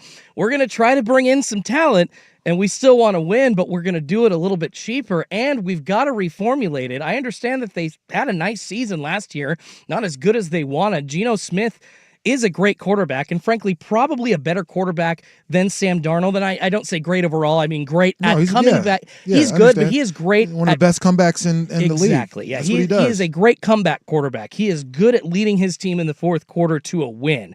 I'm not sure Sam Darnold can do that. Overall, I think Geno Smith is better at football. But the Seahawks did get cheaper, and it sounds like from going to offensive coordinator Ryan Grubb to Clint Kubiak, they're making their offense a little bit simpler. It was on Geno out of the shotgun last year to identify what was happening, and it was a lot of decisions for the quarterback at the moment. And it sounds like under Kubiak, they're going to bring Darnold under center. They're going to have a little bit more, because we haven't seen these signings yet, but they're planning on having a little bit more power on the offensive line, maybe executing that gap scheme a little bit with Sam Darnold under center and make it a lot simpler for the quarterback going forward. And I think, who knows, could that translate to positive results? Like, I think so, but I do like these signings. It's not the best offseason in the world for Seattle, but if you had to reformulate and continue to try to win, I think this is probably like the best kind of offseason that you could have had in that regard in a vacuum. No, yeah, for sure. You mentioned Cooper Kupp signing 3 years, $45 million to stay in Seattle, or to come to Seattle, excuse me. Come home. And, somebody who went to Eastern Washington and was a beast and really kind of cut his teeth, up there in Seattle, and was a great player, and he's one of the guys from those smaller schools that kind of showed that these guys from small schools can come to the NFL and do major work. And he just happened to be kind of one of them. But yeah, you pair Cooper Kupp with the Marquez Valdez-Scantling, who's 6'4" and like 210. So he's not a small dude. Nope. And really, when you lose a DK Metcalf, like, who is a big target for you to have, Valdez-Scantling averages like 17 yards a catch. So he's going to get you a first down or somewhere close to it. And so if Sam Darnold can be accurate, you've got a guy in Cooper Kupp that can run routes and take things across the middle and hopefully maybe still break free for something big. And then you got Valdez-Scantling. So you've really filled those slots that you had with Tyler Lockett and DK Metcalf. Are they as good as either one? I think Cooper Kupp is better than what Tyler Lockett was right now. I think DK Metcalf is still better than Valdez-Scantling, but the fact that you have a legit 6'4" receiver that you can throw to, that can go deep and can get in the end zone, I think that's a great thing for us. So we'll wrap up our talk about the Seahawks coming up next. They made some moves on the defensive end and on the offensive line, and we'll talk about that next when we come back. But first, Jordan at Sports. Now, from the George McCoy at Warren Allen Sports Desk, a Sports Center update on 1080 The Fan. First on The Fan, the Portland Trailblazers back in action this afternoon, hosting the Toronto Raptors at Moda Center. It looks like going to be without Jabari Walker and DeAndre Ayton. No Jeremy Grant either. Ant Simons is looking doubtful as well for tonight. Portland's still a 6.5-point favorite. Tip-off for that set at 3 p.m. The Players' Championship happening right now, and looking at the leaderboard, Rory McIlroy sitting atop all alone. He's at 12 under through 11 holes so far. He's shooting 4 under today. J.J. Spawn, he's actually looking at a 1 over so far at 11 under through 10 in second place. Tom Hose, Akshay Bhatia, and Danny Walker all sitting at third place at 10 under par. And in the NFL, the Minnesota Vikings trading for San Francisco 49ers running back, Jordan Mason. The Niners getting a 26th round pick, as well as swapping picks with the Vikings this year. And Minnesota, in turn, signed Jordan Mason immediately to a 2-year, $7 million fully guaranteed contract. More sports scores and stories in 30 minutes. I'm Schulte from the George McCoy at Warren Allen Sports Desk. Hurt and missing work? Insurance companies acting like jerks? Don't call your mom. Call George McCoy at warrenallen.com. Jump back to earlier parts of your favorite fan shows on the Odyssey app. The only way to rewind Portland's sports leader, 1080 The Fan. Hey, it's Dirt here for Crunch Fitness. March right into Crunch Fitness this month.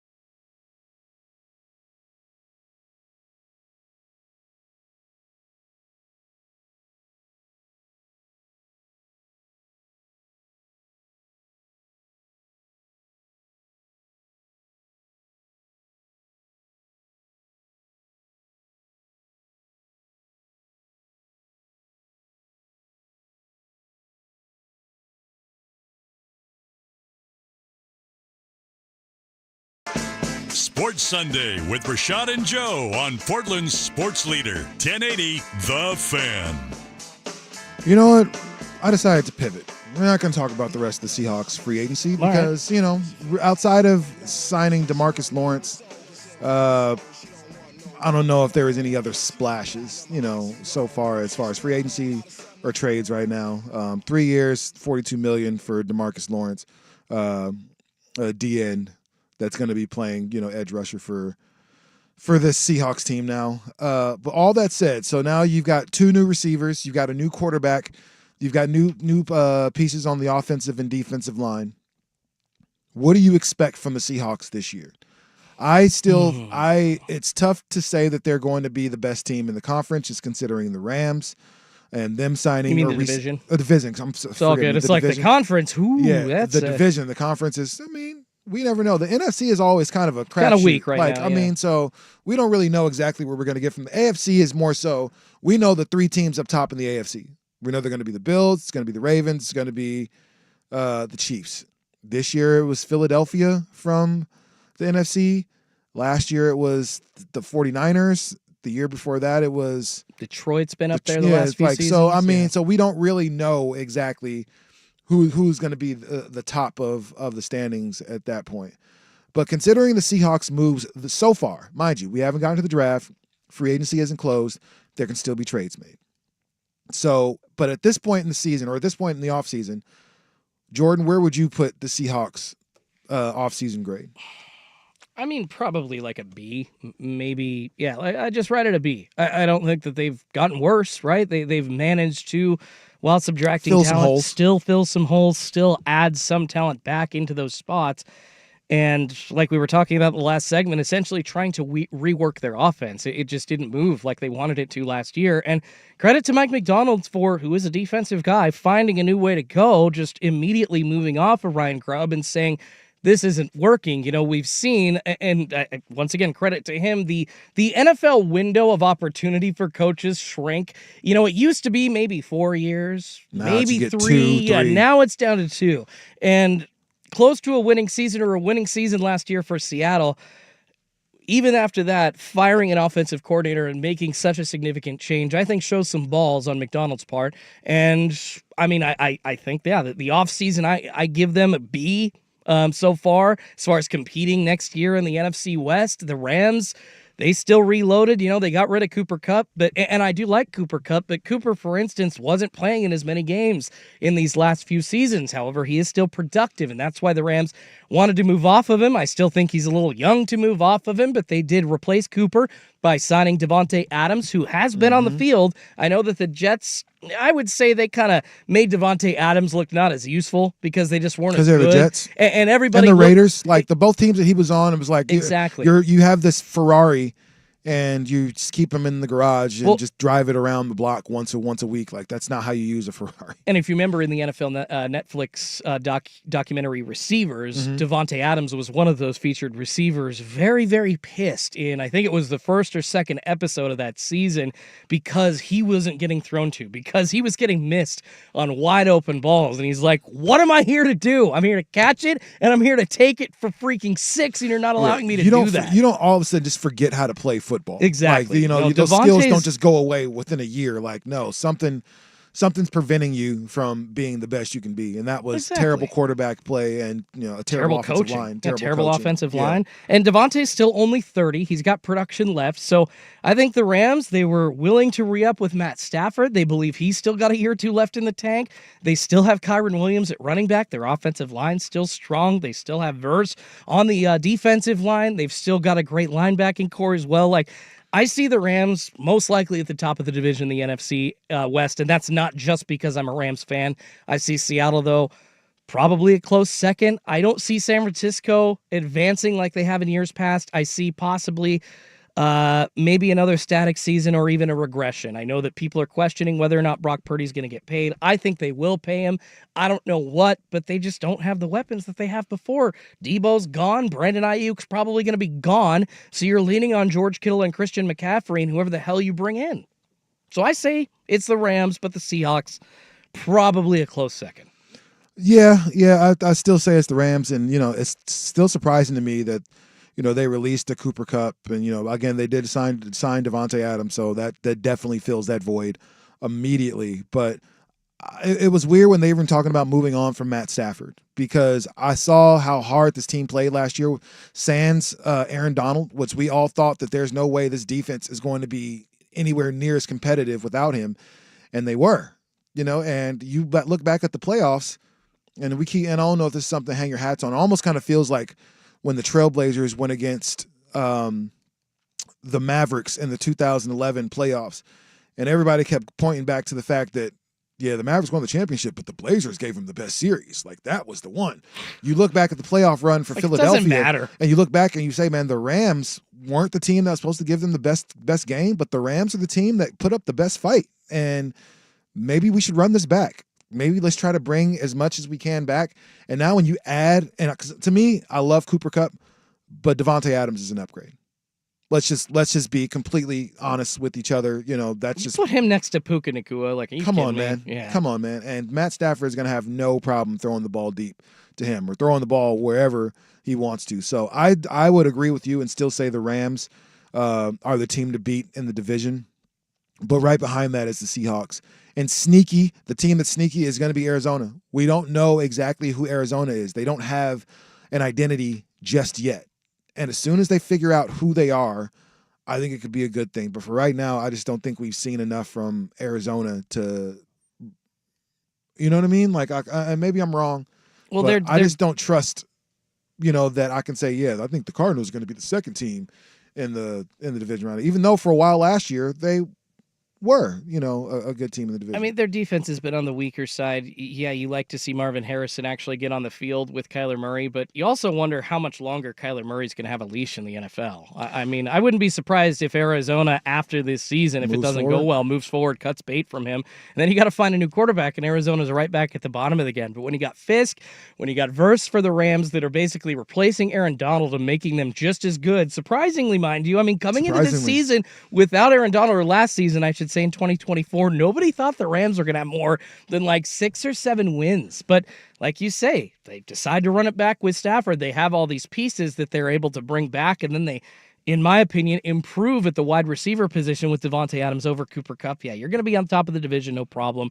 But hey, Seattle, they're fighting. They've made the right moves. They're able to upgrade without spending the amount of money that they had to on these other players, and be in a position to where they still think they're going to win. So, I'm impressed, but as far as Arizona goes, I mean, I'm not really looking for them to do anything. If they do, it'll be a shocker, and I'll just be like, where the hell did they come from? Yeah. And then as far as the Niners go, they've got a good defensive team as well. I mean, I know that they got rid of Hargrave, but it's because Greenwall, they let go of a lot of, or Greenleaf, excuse me, they let go of a lot of people.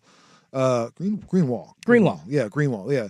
They let go of some pretty No, it is Great Wall. Players. It's Great Wall. Is it? It's Great Wall, and it was Javon Hargrave, okay. And Hargrave's gone too. So, and they let go. Those are pretty important pieces to your team, and I just don't think that those are pieces you just let go of. And mind you, they've already lost Deebo Samuel, so that's a huge blow to them. Is Christian McCaffrey going to be healthy for the season? That's always a question, in every year. So I think the Seahawks have a lot more. What are you going to get from Brock Purdy?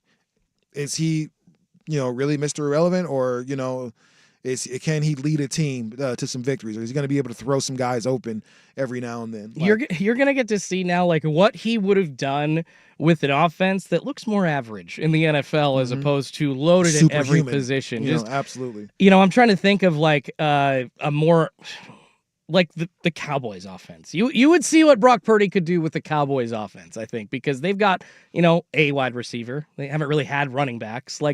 And the Niners now are going to be coming to the table with half an offense. They have been loaded at every freaking position, and now it's going to be like, insert guy here. They got to figure it out. And that gotta love parity in the NFL. That is the beautiful thing. Dynasties, unless you're Tom Brady and want to take a pay cut, and for the Patriots, and unless you're Patrick Mahomes and you want to take a pay cut for the Chiefs, which he did this offseason, they cleared up $40 $5.5 million of cap signed space. like 250 or something stupid. I know. He did, but he gave the Chiefs back some cap space in return for a bonus. And because they're doing that, they're able to still sign talent. But hey, because Brock Purdy was already on that cheap deal and all of these other offensive pieces aren't willing to take a discount, Debo wanted to get paid. Ayuk needed to get paid. McCaffrey already got paid. Kittle already got paid. That was the great thing about being a Patriot fan, is that Brady was never the highest paid anything ever at any point in the league. And so, you know, lucky, just make lucky sure, MFers. Seriously, just make sure, like, I'll give money back to keep these guys in place. And until you see guys, and that's why the Chiefs are great now. Patrick Mahomes is willing to say, yeah, I'll give some money back to make sure we can take care of some people and keep them around. I would rather win, because I know if I win, I get paid other ways. I get money, you know, from a lot of other avenues if I decide to go ahead and give some money back. So the Seahawks are moving. Things are going. We'll see how they fare in the draft coming up here in a couple weeks. So, man, you ready to wrap it up, bro? Yeah, this is it's been a quick show. Yeah, in and out. In and out like one. a robbery, man. We're going to come back, wrap it all up right here. Sports Sunday on The Fan. Are you curious about who offers the best deals on top-rated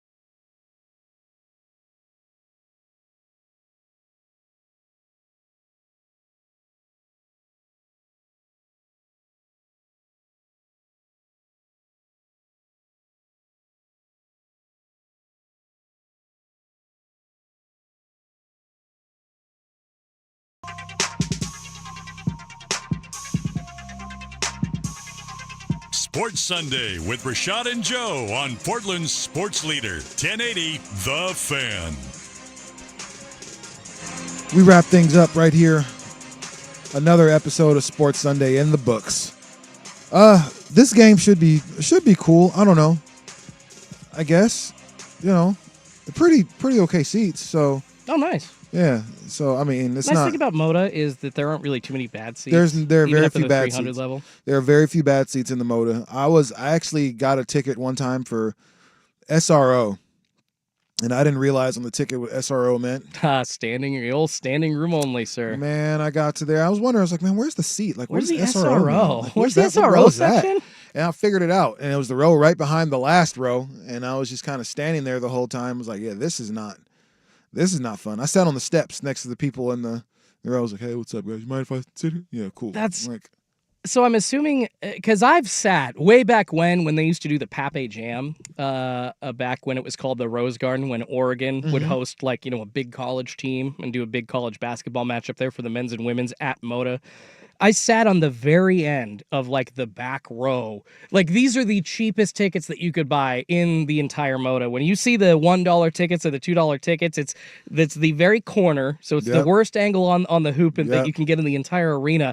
And it was at the very back against the wall. But I guess they removed all of those foldable seats and put up just like nothing so you could have people standing there. They have now jammed people standing in that area above all the seats instead of seats to get more money. Wow, that's kind of nuts. Listen, I'll go to the games, but Motor City don't get none of my money. No. I'm not, for $15. No, I bought mine from a season ticket holder. $15 beers? Word? It's a lot. I can get $5 Miller High Lifes up at T-Mobile Park. Shout out to my Seattle Mariners. Yeah, right. But $17 like cocktails, like come on, man, like the what Moda are we doing? And the Portland Trailblazers, that is one thing that sports has started to get correct, and it started, I believe, with when the new stadium, we were talking about the Falcons. Was Atlanta? Yeah, earlier, but it was a Mercedes-Benz Stadium at the time, and Falcons owner Arthur Blank said, I want to make it accessible for everyone to come to my stadium and watch a Falcons are crazy game. expensive Because he knows that those tickets are expensive. So, and he made it a point, when fans come into my stadium, they'll at least be able to eat and they'll be able to drink for a decent price, for a cost that won't break the bank. You can bring a family of 4. They had hot dogs for $2-3, nachos for $3-4, refillable beverages. You could actually you could spend $3 at a sporting event, go get a Coke and refill it for the entire game. So Moda Center has one cart on one kind of restaurant like on the 300 level, and it's burgers and stuff. Yeah, but it's like $6 for a burger, like $4 for fries and stuff like that. It was like it's on the second, it's on the 300 level, and I saw it and I was like, that's great. Like they awesome. need more. So I was able to get a full, like me and my son was able to get a full meal, for burger, fries, soda for like $20, which was awesome. So if they keep doing that everywhere, then they'll definitely get more and more of my money. But T-Mobile did it. They thankfully do it up here in the PNW. They do all kinds of food specials. Same thing as Atlanta. You can get, Red Ropes for $3, nachos for $4. I get my Miller High Lifes for $5 a piece. Miller High Life, the champagne of beers. Damn right. I love going to T-Mobile because I know I'm getting it out of there drinking wise for under $40 in a day. It's you can't say that for any other sporting event. It's fantastic. No, you really can't. So like even with a tip, and that is another thing. On top of all the extremely high food prices now. Yeah, when I go to Moda, when I go to T-Mobile, instead of just swiping your card, they ask for, and not just like a 15% tip, like a 20 or 25% tip. And it's like, you just handed me food from the little slide rack behind you. In what world do you think that I should be tipping you extra for that? Please.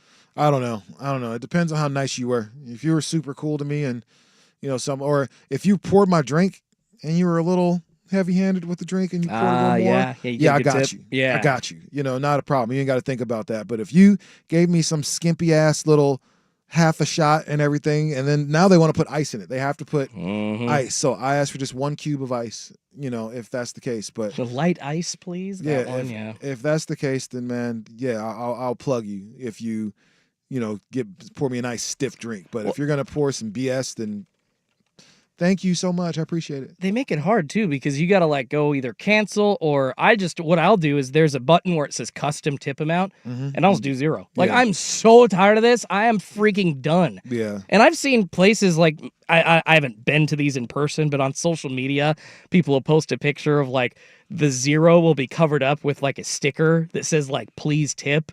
And I literally, at that point, I think I'd confront the waitress or the barista and just be like, this is ridiculous. I need to see your manager. The fact that they're not paying you enough to actually, serve coffee here and you expect me to pay what's on top of the sticker price every time. I'm not going to a sit-down restaurant. Who's getting Tipping culture's enough. Getting out of line with the tips, though, or asking for tips, is Uber Eats and DoorDash deliveries. The number one, I want to start by saying this, man. I appreciate y'all. thank you. They you work know, hard for doing that. Absolutely. Although, stop forgetting people's But drinks, you- please. Yeah, absolutely. Or you're just drinking it yourself. Like, That there's no seems way I to be what ordered this, happens, And then all of a yeah. sudden you just keep my drink. And If you then order say, a drink- I didn't order it. You didn't order a drink. Like whatever. whatever. But this is the thing. Every order doesn't have to be picked up. You don't have to go pick up every order. No. So I had somebody hit me and was like, hey, I'm coming from pretty far to get this order. Would you mind tipping more? And I was kind of like, and my response back was, why did you pick this up if you knew that it was too far away? Good job, further Rashawn. away. Like, well, I was doing this. And I'm like, well, man, you know what? That's not my I problem. got it. Yeah, I got cash. You know what I'm saying? So it can be that. But like this whole like, if you know that it's too far away, but I'm gonna ask for an extra tip because it's so far away, bro. It's okay. Somebody else would pick up the order. You didn't have to. That's chime in and say you would do it. So come on, man. Like, and asking for a tip is kind of tacky. It's like asking for a kiss on the first date. You don't do it. You just they just do it. Like it feels good, and so then we'll do it from there. But don't come up and ask me for a tip because what if your service was S? I mean, Then just what? asking for it makes it S service to begin with, I feel like. So Now, if you say tips are appreciated, man, okay, understood, like whatever. But circling the tip number and please tip and hey, man, like come on. If you do that, I might leave $1. Yeah. Just cause American tipping culture. It's tacky to ask for a tip. Just jumping the shark. So tired of it. Yeah, it's absolutely tacky to ask for a for a tip. So I don't remember the last time like I happily gave a tip. Sorry, other than like sitting down at a restaurant, because I think we all do. I'm trying to think of like the situation outside of a normal situation where I'm supposed to give a tip. I tip all the time. I happily gave a tip. I tip all the time. I mean, especially for some jobs like. I love tipping for great service. Gas station attendants sometime, like especially if you're cool and you're nice and if it's early morning and you don't, you'll have a good morning conversation with somebody. Yeah, if I got an extra, $3, $4, $5 in my pocket, hey man, thank you. Appreciate it. So little stuff like that for sure. But they've never asked for a tip. And so they're always a little more appreciative. Oh, thank you. Appreciate it. But, there's certain things that I'm probably not gonna tip for, but yeah. Either way, 3 p.m. Trailblazers. Jordan and I will be there in the Moda Center as they face the Toronto Raptors. Probably gonna get liquored up and stuff like that. Fingers crossed. We'll see. I'm excited, and I just figured out didn't remember, but I got to work for Swag tomorrow morning. So nice early morning for me. Yeah, that'll be fun. Tight. I mean, it is tight because Dirt and Sprague is actually a fun show. So like, there are two dope dudes, but that 4 a.m. call time, 5 a.m. call time. Yikes. I just had it for a week too, so. Yikes. No, hey man, I love Dirt and Sprague. Trust me. They asked me to come on at 5 o'clock, 4 o'clock. I'd much rather be doing this than any other job, though. No, so let me just say for sure. Like, it's not even close. I've worked at Freightliner before. I know what hard work absolutely looks like, and so this is a job that I'll take 10 days out of 10. I think the hardest work I've ever done was at an Annie Ann's. Oh man, we can talk about our worst jobs ever. We can do that next week, man. But today, hell yeah, I want everybody to enjoy, themselves, enjoy their day off, enjoy your family. If you're coming from church and everything, we appreciate you for rocking with us today. Jordan, appreciate you as always, my guy. Love you and love you all out there. Joe, wherever you are, I hope Joe the Third's scoring a ton of points today. That's what he does. Joey is such a better athlete than Joe ever will be. I told him that. I think he got kind of pissed off, but it's the truth. So no, do your thing, Joey. Frankly, that's what I hope for my son when I do have them eventually. Like, I want them to kill me in sports. They just should. have the ability. That's the goal. That's the goal. So shout out to all the kids out there trying to be better than mom and dad. You're the real MVP. So for my guy, Jordan Schultz, I'm Rashad Taylor. We're going to see y'all next week, man. Peace out. Hey, it's Dusty. Victorico's breakfast tacos are the perfect way to start